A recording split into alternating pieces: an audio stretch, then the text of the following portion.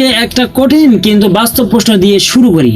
আমাদের চারপাশের পরিস্থিতি সার্বভৌমত্বের উপর আঘাত করা বিদেশি শক্তির অগ্রাসন দেখে কোনো মনে হচ্ছে বাংলাদেশের সাথে এখন একজন হিটলারের মতো এক নায়ক দরকার? আমাদের কি একটা নাৎসি বাহিনী বা গেস্টাপোর মতো কঠোর গুপ্তচর বাহিনী দরকার, যা দেশের ভেতরে সমস্ত দালাল আর শত্রুদের এক ডিভিশে চিহ্নিত করে দেবে? নাকি আমাদের প্রয়োজন সুলতান সালাউদ্দিন আইয়ুবীর মতো একজন শাসক? সামাজিক যোগাযোগের মাধ্যমে অনেকে আজ এই চরমপন্থী শাসনের দাবি তুলেছেন, কিন্তু আবেগ সরিয়ে রেখে যদি ঠান্ডা মাথায় ভাবা যায়, এই পথ কি সত্যি বাংলাদেশকে রক্ষা করবে নাকি ধ্বংসের মুখে ঠেলে দিবে? আজকের ভিডিওতে আমরা এই সংবেদনশীল বিষয়টি নিয়ে একদম যুক্তি দিয়ে কথা বলবো। প্রথমে আসি যারা হিটলার বা নাৎসি বাহিনীর মতো শাসনের কথা ভাবছেন তাদের যুক্তিতে। দেশের প্রতি ক্ষোভ এবং শত্রুদের দমনের তীব্র আকাঙ্ক্ষা থেকে এই চিন্তা আসা অসম্ভব কিছুই না। কিন্তু ইতিহাস কি বলে? এডলফ হিটলারের নাৎসি শাসন এবং তার গুপ্তচর বাহিনী গেস্টাপো গড়ে উঠেছিল চরম উগ্রতার উপর ভিত্তি করে। এর ফলাফল কি হয়েছিল? তারা শুধু বাইরের শত্রু নয়, নিজেদের দেশের লাখ লাখ সাধারণ নাগরিক, বুদ্ধিজীবী এবং মতাবলম্বীদের নির্মমভাবে হত্যা করেছিল। একটা দেশে যখন গেস্টাপোর মতো বাহিনী তৈরি হয়, তখন দেশের সাধারণ মানুষের বাক স্বাধীনতা, নিরাপত্তা এবং আইনি অধিকার সবার আগে খর্ব হয়। অর্থাৎ শত্রুকে মারতে গিয়ে আপনি নিজের ঘরটাকেই একটা জেলখানা বানিয়ে ফেলেছেন।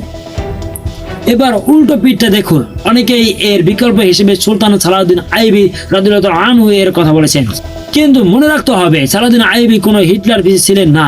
তিনি ইতিহাসের অন্যতম সেরা সামরিক কমান্ডার হওয়া সত্ত্বেও তার মূল শক্তি ছিল তার নীতিপরায়ণতা, পরম সহিংসতা এবং অবিশ্বাস্য উদারতা। ক্রুসেডারদের হাত থেকে জেরুজালেম মুক্ত করার পর তিনি কিন্তু প্রতিশোধের রক্তগঙ্গা বয়ে দেননি, বরং শত্রুপক্ষের সাধারণ মানুষদের নিরাপদে চলে যাওয়ার সুযোগ করে দিয়েছিলেন। ফলে শক্তির চেয়ে তার নৈতিক চরিত্রেই তাকে ইতিহাস অমর করেছে। দ্বিতীয় অংশ, বিদেশি অগ্রাসন ও দালালি বন্ধের আসল উপায় নিয়ে। এবার আসি আমাদের আসল উদ্বেগের জায়গায়। দেশের ভিতরে বিদেশি শক্তির দালালি, সার্বভৌমত্বে আঘাত এবং আমাদের জাতীয় স্বার্থ নষ্ট করার যে পায়তারা চলে, তা কিভাবে বন্ধ করা সম্ভব? অনেকেই মনে করেন এর সমাধান হচ্ছে একটা সৌরতান্ত্রিক শাসন ব্যবস্থা, কিন্তু বাস্তব রাজনীতি এবং আধুনিক বিশ্ব ব্যবস্থা সম্পূর্ণ ভিন্ন নিয়মে চলে। কোন দেশের সার্বভৌমত্ব রক্ষা করতে কোনো হিটলারি ব্যবস্থা প্রয়োজন নেই, বরং প্রয়োজন শক্তিশালী রাষ্ট্রীয় প্রতিষ্ঠান। প্রথমত শক্তিশালী গোয়েন্দা ও আইন সংস্থা। দেশের বিরুদ্ধে যে কোনো ধরনের ষড়যন্ত্র, গোপন শক্তি বা দেশের স্বার্থ বিরোধী কাজ রুখতে আমাদের নিজস্ব গোয়েন্দা সংস্থাকে রাজনৈতিক প্রভাব মুক্ত এবং আধুনিক করতে হবে। আইনের কঠোর প্রয়োগ নিশ্চিত করতে হবে, যাতে দেশের আইন মেনেই যে কোনো অপরাধীকে সর্বোচ্চ শাস্তি দেওয়া যায়। দ্বিতীয়ত, অর্থনৈতিক স্বাবলম্বিতা। আজ যে দেশগুলো আমাদের ওপর প্রভাব বিস্তার করতে চায় তারা সেটা পারে, কারণ আমরা অর্থনৈতিকভাবে বা কৌশলগতভাবে তাদের ওপর কোথাও না কোথাও নির্ভরশীল। যেদিন বাংলাদেশ অর্থনৈতিকভাবে সম্পূর্ণ স্বাবলম্বী হবে, সেদিন কোনো বিদেশি রাষ্ট্র আমাদের দেশে এসে ডিম পাড়ার বা প্রভাব খাটানোর সাহস পাবে না। তৃতীয়ত, চতুর ও সাহসী কূটনীতি। আধুনিক যুদ্ধ কেবল সীমান্তে হয় না, এটা হয় টেবিল কালেকশনে, কূটনীতিতে। আমাদের দরকার এমন নেতৃত্ব যারা দেশের স্বার্থে যে কোনো শক্তিশালী দেশের চোখের দিকে তাকিয়ে না বলতে পারে দেশপ্রেমের জায়গায় থেকে দেশের শত্রুদের প্রতি আমাদের ক্ষোভ থাকাটা অত্যন্ত স্বাভাবিক এবং যৌক্তিক। কিন্তু সেই ক্ষোভের সমাধান কোনো একনায়কতন্ত্র বা চরমপন্থার মধ্যে নেই।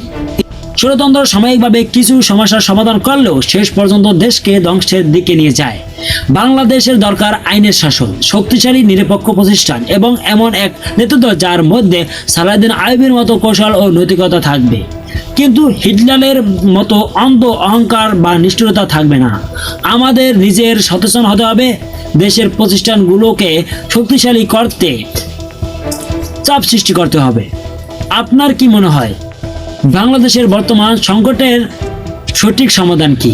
নিচে কমেন্ট করে আপনার যুক্তিপূর্ণ মতামত জানান। ভিডিওটি ভালো লাগলে লাইক এবং শেয়ার করুন, আর দেশের স্বার্থে সত্য কথা বলতে চ্যানেলটি সাবস্ক্রাইব করে পাশে থাকুন। ধন্যবাদ।